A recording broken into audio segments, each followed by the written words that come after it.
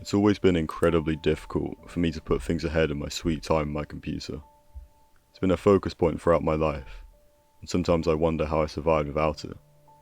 I could use it for everything: work, communicating, and fulfilling my curiosity.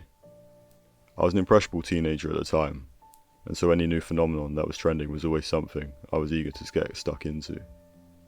One of these things was unfortunately the dark web. It was an escape for me. I only really found the vast majority of weapons interesting. It sounds messed up, I know, but it was all I knew. I wasn't talented, I didn't get good grades, so I had to remove myself from the harsh reality that I was living in. I realise now though, that I dived too deep, and it honestly changed me forever. I was doing my usual browse of the dark web. I knew all of the users and what they stocked at this point, but I never bought anything. That was illegal. However, a new link sprung up in my feed. The aforementioned curious teenager I was, with little regard for personal safety, thought it was a brilliant idea to click on it. It took me to a chat room, similar to Zoom, with about a few hundred other sheep in it. One name stood out to me though. It was simply called Shepherd, with a crown above their name, leading me to believe they were the one behind this. Before I had a chance to get my bearings, the Shepherd's screen changed to reveal what looked to be an obstacle course, similar to a typical Mario course. An announcement was made, one in a foreign language which I couldn't understand, so I quickly translated it. It meant, place your bets, place your bets. The inbox was flooded with money and the names of people. Except it wasn't names really, it was just 1, 2, 3 and 4, etc.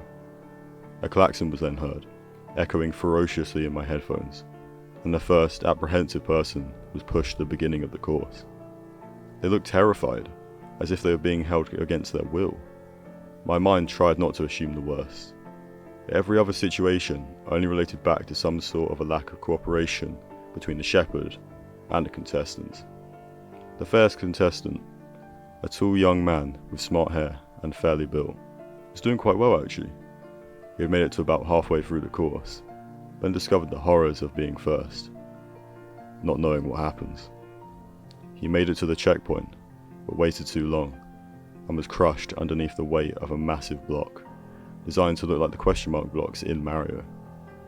The block was slowly raised up, only to reveal the man completely pulverized and unrecognizable. His head was as thin as a disc, and blood was oozing out of every orifice possible. I shut my computer down after watching that, not bearing to witness another innocent person's life get ruined. A week passed, and I'd mainly forgotten about the incident, although I hadn't gone on the dark web for that time. I arrived home from school, after a long day of studying for my masters, only to find a strange slip of paper with a note on it. The next thing I knew was me putting the note on the table, only to be followed by a group of 4 or so huge men forcibly grabbing me and literally throwing me into the back of a van. All I remember next was the sound of condescending and mocking laughs before I blacked out. I woke up in what looked like a cellar. However, it was strangely neat and really well kept. Books were kept neatly on bookshelves, with no book out of place in perfect alphabetical order, with no protozoa-sized dust particle in the vicinity. I was swiftly greeted by a tall man. He possessed a unique vibe, one which I can't really explain. It was so condescending, yet strangely protecting. He stared at me, laughed, and explained where I was. I was now the person on that screen. I was taking part in this course. And it's not like I could do anything about it, for they had guns pointed directly at me, ushering me out of the room and onto the top of the stage. I heard that same klaxon, and could only imagine that people were placing their bets, all ready to judge my misfortune. I knew I had to move, or an inhumane amount of metal would be shot into me. I began, and by some stroke of luck, or maybe my skill, I made it to the checkpoint without issue. I tried to catch my breath, but something clicked in my mind, and I remembered the question mark block. I quickly ducked out of the way, but my foot got caught.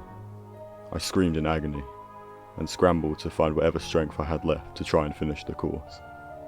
I had a huge surge of adrenaline and powered my way through, feeling empowered and never losing heart. I made it. I actually made it. I could feel the frustration from the organisers, but the game's the game.